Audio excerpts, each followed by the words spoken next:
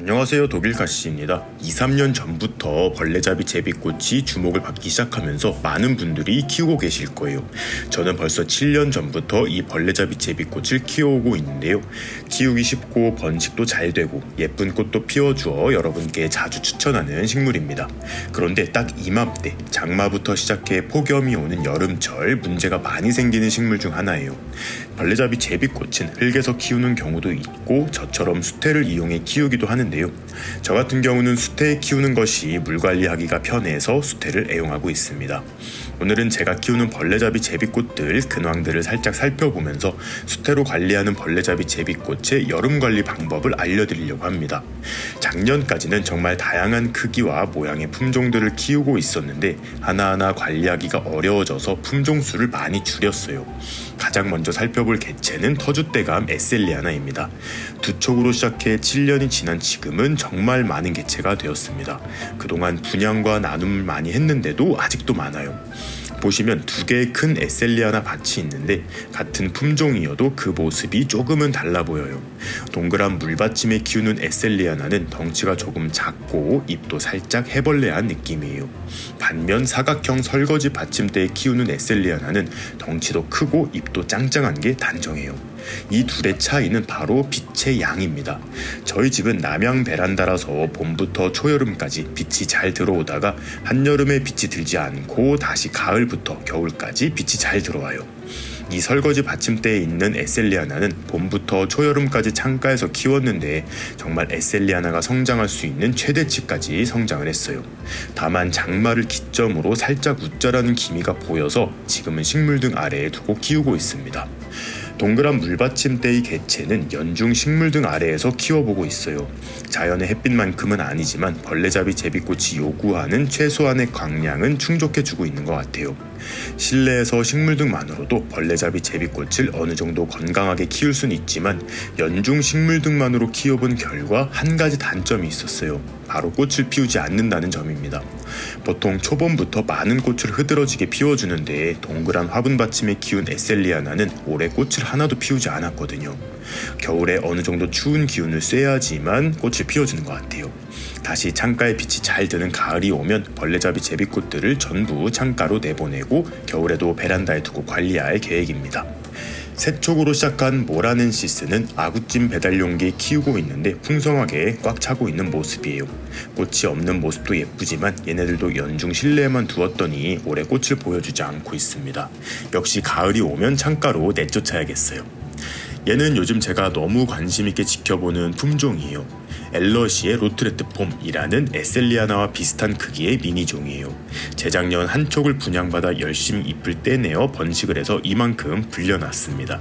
낮은 토분에 수태를 넣고 한 촉 한 촉 자리를 잡아주는 거예요. 원래는 더 예뻤는데 장마 시작 후 빛이 부족해지면서 웃자라기 시작하더라고요. 얼른 식물등 아래로 옮겨준 상태입니다. 벌레잡이 제비꽃은 잎을 한 장 꽂아두면 두세 개 이상의 새끼들이 나오는데 어린 개체들은 따로 모아서 이렇게 덩치를 키워가고 있어요. 내년 봄쯤 되어야 비로소 벌레잡이 제비꽃 모습을 할 것 같습니다. 에셀리아나도 떨어진 잎들을 버리기 아까워 빵 포장 박스에 수태를 깔고 올려두었는데 이렇게나 많아졌어요. 사실 이대로 그냥 둔다고 해서 예쁘게 자라는 것은 아니고 주기적으로 모내기를 하듯 자리를 벌려주고 또 자라면 옮겨주고 이러한 작업들을 해주어야 예쁜 밭대기를 만들 수 있습니다. 키우긴 쉬운데 예쁘게 키우려면 손이 조금은 가는 식물이에요. 에셀리아나와 로트레트 폼을 좋아하다 보니 비슷한 품종인 엘러시에들을 모아보았어요. 아직은 한 촉씩이라서 대식구가 되려면 시간이 필요합니다. 그런데 이번 폭염에 3-4 품종 정도가 물러서 가버렸어요. 지금도 살짝 물을 기미를 보이는 품종도 보이고요. 다른 벌레잡이 제비꽃들은 큰 문제가 없는데 왜 얘네만 이럴까요? 바로 수태의 양이 식물체에 비해 많고 깊기 때문이에요. 앞서 보여드렸던 문제없는 벌레잡이 제비꽃들을 살펴보면 전부 수태를 굉장히 얇게 깐 후 그 위에 올려둔 형태예요. 그런데 얘네들의 경우 덩치는 작은데 플라스틱 화분에 수태를 많이 채우고 올려두었더니 습한 장마에 수태가 잘 마르지 않아서 무른 현상이 생기는 것 같아요. 반대로 벌레잡이 제비꽃 중 가장 큰 덩치를 가진 기간테아 같은 경우는 수태가 많아도 뿌리가 흡수하는 수분 양이 많아서 그런지 무름병이 잘 오지 않았어요. 물론 품종 자체가 조금 더 습에 강한 것도 한몫하긴 하겠지만요. 아프로디테도 이번 여름에 많이 물러버렸습니다. 지난해까지 같은 화분에서 키웠는데 올해 봄 새끼를 많이 쳐서 수태를 조금 더 꾸역꾸역 넣어주고 밀식을 해두었었거든요. 수태가 너무 빡빡해지면서 마르지 않는 현상이 생기고 그로 인해 물러버린 것 같아요. 역시 세촉으로 시작해 10촉 이상으로 풍성하게 키웠었는데 너무 아쉽습니다.